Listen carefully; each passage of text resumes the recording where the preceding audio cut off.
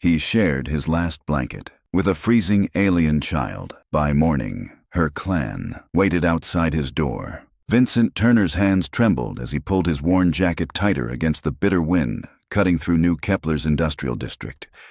The transport pilot's license in his pocket felt heavier than the meager credits weighing down his other pocket. Barely enough for another week's rent in the cramped efficiency above Hendrick's repair shop. 3 months since the cargo hauler Meridian had been impounded for unpaid docking fees. 3 months since his small shipping business had collapsed like a house of cards. The snow crunched beneath his boots as he navigated the narrow alley behind the residential blocks, taking his usual shortcut to avoid the main thoroughfares where former clients might recognize him. New Kepler's twin moons cast an eerie blue-white glow over the prefabricated buildings, their industrial heating systems working overtime against the planet's harsh winter. Vincent had grown up in these same streets after his family fled the agricultural collapse on Ceres Prime, but tonight the familiar route felt foreign and unwelcoming. He paused at the intersection of 5th and Industrial, checking his watch. The night shift at the cargo depot wouldn't start for another hour, giving him time to grab some synthetic coffee and maybe a protein bar if he could spare the credits. His stomach growled in protest, but he'd learned to ignore hunger during his recovery from the gambling addiction that had cost him everything: his ship, his reputation, his self-respect. The support group meetings had taught him that sometimes surviving meant making uncomfortable choices. A small whimper from the shadows near a defunct heating unit made him stop. Vincent squinted through the swirling snow, initially dismissing it as wind through the building's ventilation systems. But then he heard it again, a distinctly organic sound, weak and desperate. "Hello?" he called out, his breath forming clouds in the frigid air. "Someone there?" The sound came again, and Vincent approached cautiously. Behind a stack of discarded metal crates, he found something that made him question his sobriety. A childlike figure huddled against the building's wall, but no human child looked like this.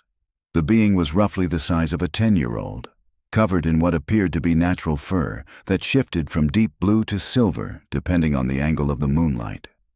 Most striking were the forearms, each ending in delicate 6-fingered hands that seemed to glow faintly with their own internal light. The creature's large, multifaceted eyes, each one the size of a human fist, tracked Vincent's movement with obvious intelligence and barely concealed terror. Its breathing was shallow and rapid, creating tiny puffs of vapor that seemed to sparkle before dissipating. The fur was matted with ice crystals, and the creature's entire body shook with violent shivers. "Holy stars," Vincent whispered, crouching down slowly. "Hey there, little one. Are you hurt?" The being's eyes widened further, and it pressed itself harder against the wall. A series of musical chirps and whistles emerged from what Vincent assumed was its mouth, though he couldn't see any obvious facial features beneath the fur. The sounds had a desperate quality that transcended language barriers. Vincent held up his hands in what he hoped was a universal gesture of peace. "I'm not going to hurt you. You're freezing out here." He looked around the empty alley, processing the implications of what he was seeing. An alien child, alone and dying of cold in one of the roughest parts of New Kepler.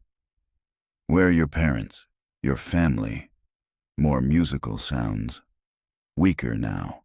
The creature's glowing hands were dimming, and Vincent realized with growing alarm that it was in the final stages of hypothermia. Whatever this being was, it wasn't adapted for New Kepler's brutal winter. Without overthinking it, Vincent shrugged out of his jacket, the only thing standing between him and the same fate that threatened the creature. The cold hit him like a physical blow, but he wrapped the jacket around the small form, which immediately burrowed into the synthetic fabric. "That's it," Vincent murmured, scooping the child into his arms. The weight was surprisingly light, and he could feel the alien's multiple heartbeats through the jacket. A rapid, syncopated rhythm that gradually began to slow as warmth returned to its body. "Let's get you somewhere safe." The creature looked up at him with those enormous prismatic eyes, and Vincent felt something shift in his chest. In his addiction counseling, They'd talked about the moment when helping someone else became more important than your own problems. He'd never experienced it before, but as he carried this vulnerable being through the snow-covered streets, Vincent felt a purpose he hadn't known in years. His apartment was only 6 blocks away, but each step through the deepening snow felt like a marathon. The creature had stopped shivering quite so violently, but Vincent could feel its breathing becoming more labored. Whatever window of opportunity existed to save this being, it was closing rapidly. "Hold on," he whispered, breaking into a stumbling run. "Just hold on."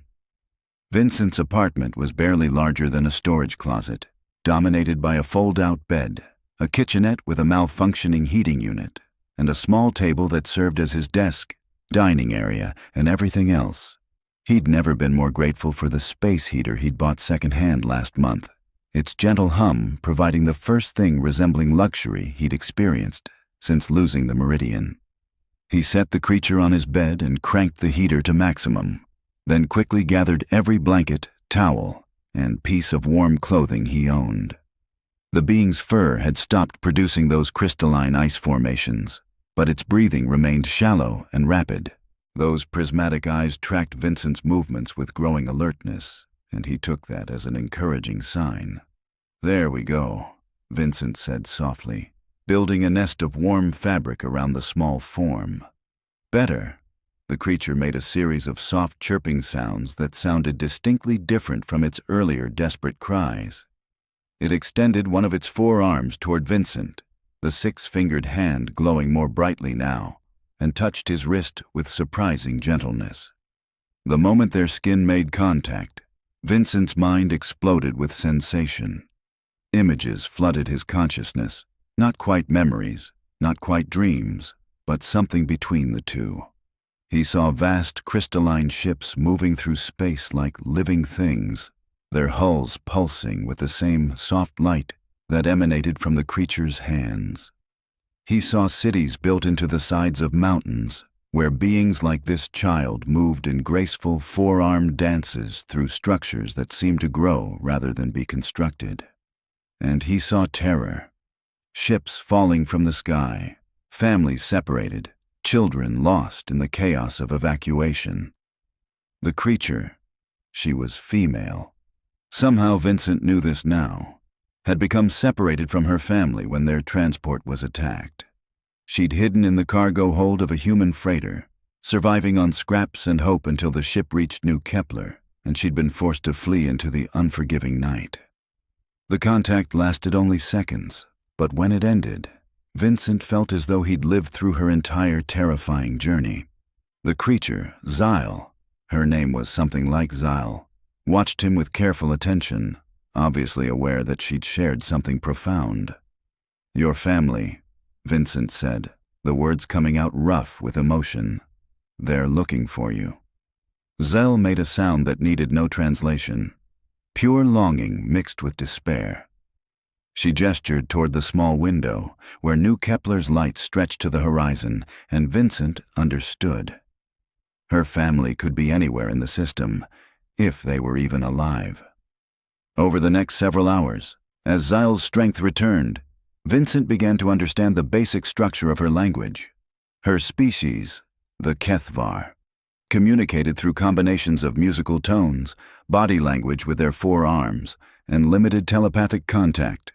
She was roughly equivalent to a human 12-year-old, though her people matured at different rates than humans. What struck Vincent most was her intelligence and curiosity. Once she'd warmed up and eaten some of his meager food supplies. She seemed able to digest human nutrition with no problem. Zyll began exploring his small apartment with the methodical thoroughness of a scientist. She examined his tools, his few books, and especially his transport pilot's manuals with obvious fascination. When she touched his pilot's license, Vincent felt another brief flash of connection.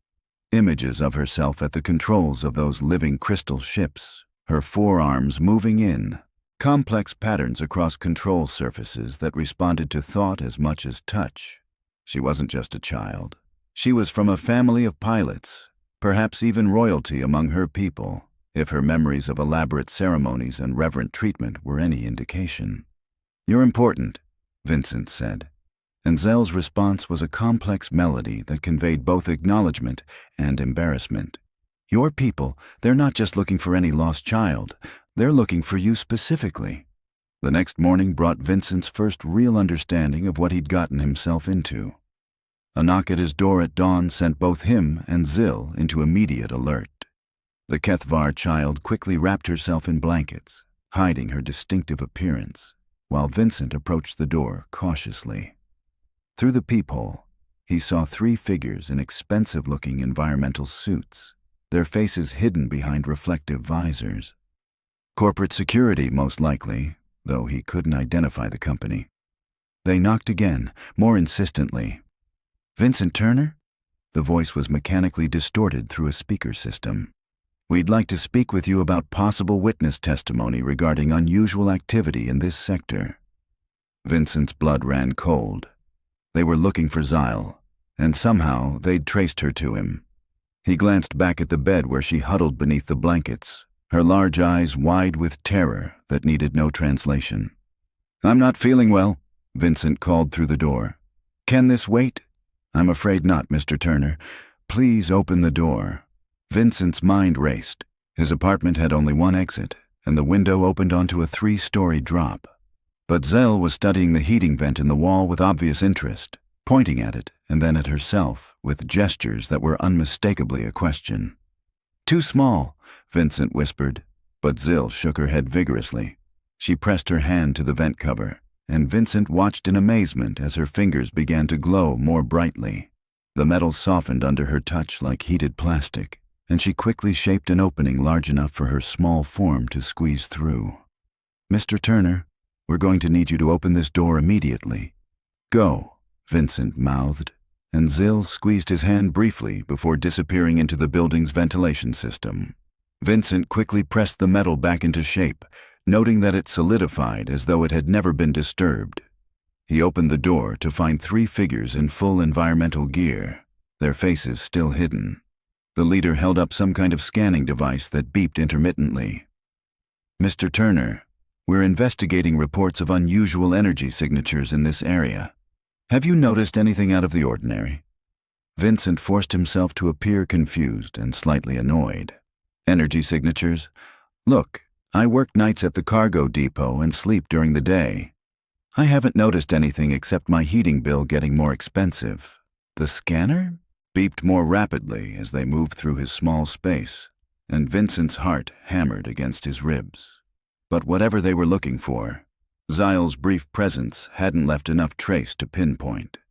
"We may need to speak with you again," the leader said, and their tone carried an unmistakable threat. "We'd appreciate your cooperation in this matter." After they left, Vincent sat on his bed and stared at the heating vent, wondering what he'd gotten himself into. An alien child with the ability to manipulate matter at the molecular level, corporate security forces hunting for her, and Vincent Turner, failed transport pilot and recovering gambling addict, somehow caught in the middle. He didn't have to wait long for answers. That evening, as Vincent returned from his shift at the cargo depot, he found Zyll waiting in the alley behind his building. But she wasn't alone. 3 adult Qeth'var stood with her. 2 who appeared to be her parents, based on similar facial structure and coloring, and 1 who radiated an authority that made Vincent think of military commanders. The reunion between Zyll and her parents was beautiful and alien and utterly heart-wrenching. The 3 adults surrounded the child in a 4-armed embrace, while creating a complex harmony of musical sounds that somehow conveyed joy, relief, and gratitude all at once. Vincent stood awkwardly to the side, suddenly very aware of his unwashed work clothes and the smell of industrial lubricants that clung to his skin. When the initial reunion concluded, the military-looking figure approached Vincent with careful, precise movements. When he spoke, his English was accented but fluent. "Vincent Turner," the Qeth'var said, his forearms moving in what Vincent was beginning to recognize as formal gesture patterns. "I am Squadron Leader Thaisara of the Qeth'var Deep Fleet. This child you protected is my daughter, Crown Singer Zyll Thais, heir to the resonant throne of the Qeth'var people. Vincent's knees nearly buckled. Crown singer. Throne. You mean she's the equivalent of what humans would call a princess, yes, though our society is structured quite differently than human monarchies. Qeth'var's prismatic eyes studied Vincent intently. The debt my people owe you cannot be measured in mere gratitude. Zyll stepped forward and took Vincent's hand in two of hers, and once again he felt that rush of shared consciousness. But this time, the images were different. He saw Qeth'var society from the inside, a complex civilization based on harmonic resonance and collective consciousness, where individuals like Zyll served as focal points for their people's psychic unity. He saw the attack that had separated her from her family, not random raiders, but a calculated strike by forces that understood exactly who they were targeting. When the connection ended, Vincent understood. Someone's trying to destabilize your government by eliminating the royal line. The hegemony of industrial concerns, Qeth'var confirmed grimly. A coalition of human corporations that view our people as resources to be exploited, rather than beings to be respected. They know that without the Crown Singer's unifying presence, our people will fragment into competing clans, making us vulnerable to systematic colonization. Vincent felt pieces of a larger puzzle clicking into place. Those security forces that came to my apartment, they were hegemony. Almost certainly. They tracked Zyll's energy signature to your building, but your quick thinking and her ability to manipulate matter bought us precious time. Qeth'var placed one of his hands on Vincent's shoulder. Vincent Turner, you saved not just one child's life, but potentially the freedom of an entire species. The weight of that statement settled over Vincent like a heavy blanket. All his life, he'd been looking for something that mattered, something that made the daily struggle worthwhile. His failed shipping business, his addiction, his string of poor decisions, none of it had prepared him for this moment when the universe suddenly required him to be more than he'd ever been. What happens now? He asked. Qeth'var and Zyll exchanged a series of musical phrases, and Vincent caught enough meaning to understand they were discussing him. Finally, Zyll stepped forward again and looked up at him with those enormous prismatic eyes. She wants you to come with us, Qeth'var translated. Our ship is hidden in the asteroid belt, but we cannot leave system safely while the hegemony maintains orbital control. We need someone who knows New Kepler's shipping routes, someone who can navigate the local bureaucracy without arousing suspicion. Vincent looked around the alley, at the dingy buildings and the life he'd built from the scraps of his former existence. Then he looked at Zyll, at the hope and trust in her alien features, and realized there was really only one choice he could make. When do we leave? The next 72 hours passed in a blur of careful planning and mounting tension. Vincent's knowledge of New Kepler's cargo routes proved invaluable. He identified a regular supply run to the outer mining platforms that would take them through the asteroid belt where the Qeth'var ship waited. More importantly, his reputation as a washed-up pilot worked in their favor. No one suspected Vincent Turner of anything more significant than struggling to pay rent. But the hegemony wasn't idle. Corporate security forces had established checkpoints throughout the spaceport, and their scanning equipment was becoming more sophisticated daily. Qeth'var explained that Zyll's natural energy signature was nearly impossible to mask completely, especially as her emotional state became more agitated. Our people's abilities are tied to our psychological harmony, he told Vincent as they prepared for the escape attempt. Zyll's fear and stress are making her increasingly visible to their detection systems. They'd taken refuge in an abandoned warehouse in the industrial district, where Vincent's connections from his cargo hauling days allowed them access without questions. Zyll had created a comfortable nest in a corner using her matter manipulation abilities to soften metal surfaces and adjust the ambient temperature. But despite her apparent comfort, Vincent could see the strain wearing on her. The child who had curiously explored his apartment now startled at every sound, and her usually bright hand glow had dimmed to a barely perceptible flicker. Worse, her parents were showing signs of the same stress response, Their harmonious musical communication had become sharp and discordant. "She's not going to make it through spaceport security like this," Vincent observed during a quiet moment with Qeth'var. "The scanners will pick her up before we're halfway through customs." "I know." The squadron leader's forearms moved in what Vincent now recognized as a gesture of profound despair. "But every hour we wait, more hegemony forces arrive in system. Soon, they will have enough firepower to destroy our ship even if we reach it." Vincent studied Zyll, watching her huddle with her parents while they created soft, soothing harmonies to calm her fears. An idea began forming in his mind. Desperate, probably suicidal, but possibly their only chance. "What if we don't try to hide her?" he said slowly. "What if we give the hegemony exactly what they're looking for?" Qeth'var's prismatic eyes focused on Vincent with laser intensity. "Explain."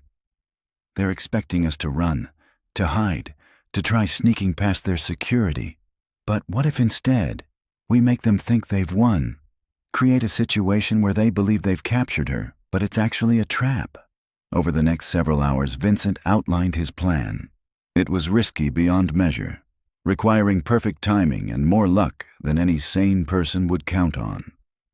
But as Qeth'var considered the details, his expression shifted from skepticism to grudging admiration. "This could work," he admitted, "but it would require you to place yourself in extreme danger. The hegemony forces won't hesitate to kill you once they have what they want." Vincent looked at Zyll, who had fallen into an exhausted sleep in her makeshift nest. Even unconscious, her small form radiated vulnerability and trust. She shared her last bit of warmth with me in that alley, even though she was dying of cold. She trusted a complete stranger because I showed her kindness. How can I do any less?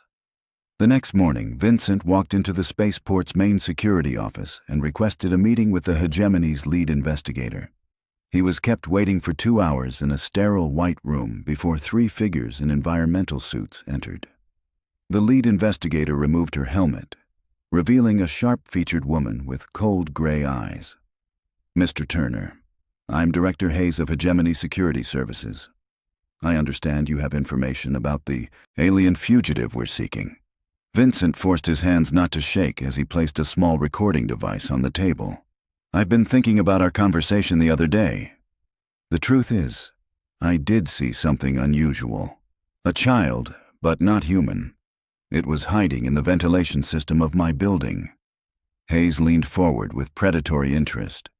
"Tell me everything." "It's not what I can tell you," Vincent said carefully. "It's what I recorded." The creature was making sounds, musical sounds.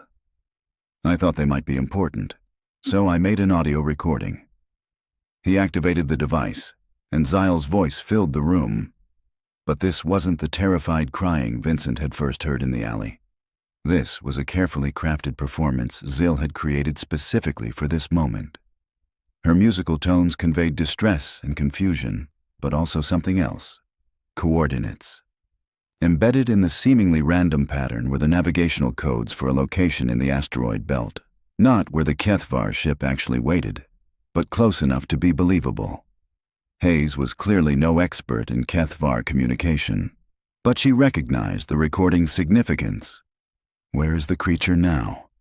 "Gone," Vincent said, "but I think I can find it again. Those sounds, they seem to be coming from a specific direction, like it was calling to something." Within hours, Vincent found himself aboard a hegemony assault ship, ostensibly serving as a guide, but actually walking directly into the heart of enemy territory. Hayes and her team were convinced they were closing in on the alien princess, and Vincent's performance as a reluctant but cooperative witness had been flawless. What they didn't know was that the Qeth'var ship wasn't waiting passively in the asteroid belt. Qeth'var had spent his military career developing unconventional tactics, and he'd used Vincent's diversion to position his forces for a strike that the hegemony would never see coming. As their ship approached the coordinates from Zyll's false message, Hayes became increasingly excited. Her scanners were detecting multiple energy signatures that matched Qeth'var technology, and she was already calling for reinforcements to help secure her prize.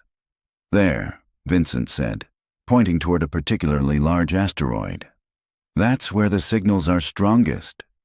Hayes ordered her pilot to approach carefully, but what she found instead of alien refugees was the business end of the most sophisticated military ambush Vincent had ever witnessed.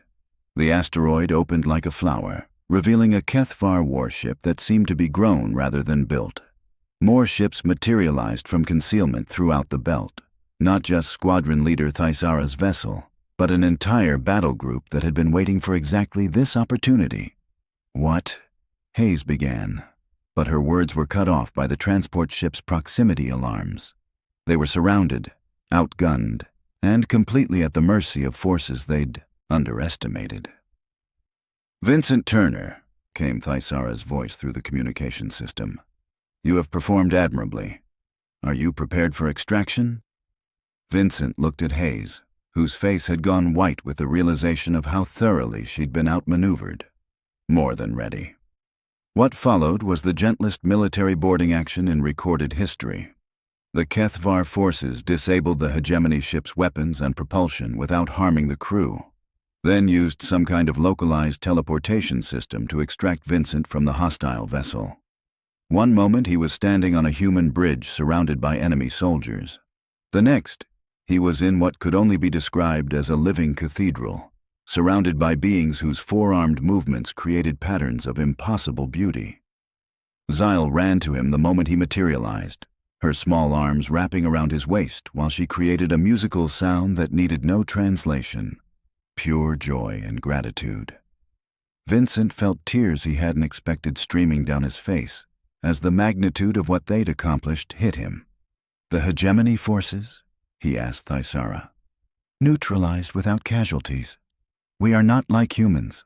We do not kill unless absolutely necessary. They will be returned to New Kepler with a clear message. The Qeth'var people are under the protection of the Deep Fleet, and any further aggression will be met with appropriate response." Vincent looked around the ship's interior, marveling at surfaces that seemed to pulse with their own life and light. Everything was organic curves and harmonic resonance, a technology so far beyond human understanding that it seemed like magic. "What happens now?" he asked. Zyll tugged on his hand and led him to what appeared to be an observation deck, where the asteroid belt stretched out in all directions. But now Vincent could see that what he'd taken for randomly distributed rocks were actually carefully positioned defensive platforms, all of them alive with Qeth'var energy signatures. "Now," Qeth'var said, "we return to our people. But first, there is something else you must understand." Zyll placed her hand on Vincent's arm, and once again he felt that rush of shared consciousness. But this time, the images weren't memories. They were possibilities. He saw New Kepler transformed, its industrial landscape softened by Qeth'var biotechnology. He saw human and alien children learning together in schools that seemed to grow from living crystal. He saw trade ships moving between worlds, carrying not just goods, but ideas and friendship. "Your people and mine," Qeth'var explained. "We have more in common than either species has realized. Both of our cultures value growth, exploration, and the building of something greater than ourselves. The hegemony represents only a small fraction of humanity, the fraction that sees everything as a resource to be exploited." Vincent understood. "You're not just planning to protect your people. You're planning to change how our species interact. With the right human advocates? Yes. People who understand that cooperation benefits everyone more than conquest."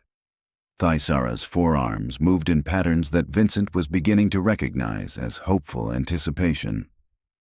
"Vincent Turner, you have already proven yourself to be such a person." As if summoned by their conversation, other human figures emerged from deeper in the ship. People Vincent recognized as some of New Kepler's most prominent civil rights advocates, scientists, and political reformers. They'd been working with the Qeth'var for months, apparently, laying the groundwork for a new kind of relationship between the species. "We've been waiting for someone like you," said Dr. Sarah Chen, whom Vincent recognized as the colony's most vocal opponent of corporate exploitation. Someone who chose compassion over self-interest, even when it cost them everything. Vincent felt a familiar vertigo. The same sensation he'd experienced when he'd first found Zyll in the alley. Once again, the universe was asking him to be more than he'd ever imagined possible. But this time, he didn't hesitate. 6 months later, Vincent stood on the observation deck of the joint human Qeth'var research station that had been built in New Kepler's upper atmosphere. Through the transparent walls, he could see ships from both species moving in carefully coordinated patterns, carrying supplies, knowledge, and hope between the worlds.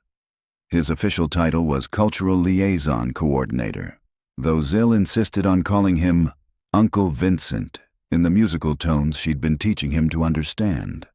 The crown singer had grown several inches in the past months, and her ability to manipulate matter had evolved to the point where she could reshape entire sections of the station with a thought. But she still sought out Vincent whenever she felt overwhelmed by her royal responsibilities. "The Council of Elders wants to discuss trade agreements again," she said, settling beside him with the particular combination of grace and adolescent awkwardness that reminded Vincent daily of how young she still was. "And the human corporate representatives keep asking questions I don't understand." "What kind of questions?" Vincent asked. Zyl's forearms moved in a pattern that conveyed frustration. "They want to know how much our biotechnology's worth, how they can patent our matter manipulation techniques, how to mass-produce our energy crystals." She looked up at him with those enormous prismatic eyes. "They don't understand that these things aren't products. They're part of who we are." Vincent nodded, understanding her confusion. In the months since first contact had been formalized, he'd spent countless hours in meetings with corporate representatives who saw the Qeth'var as a business opportunity rather than people. But he'd also worked with scientists, artists, and dreamers who understood that what the two species could accomplish together was far more valuable than anything either could achieve alone. "Some humans think that way," he told Zyll. "But not all of us. And that's why people like you and me need to keep building bridges." Through the station's communication system, Vincent heard his name being called for another meeting.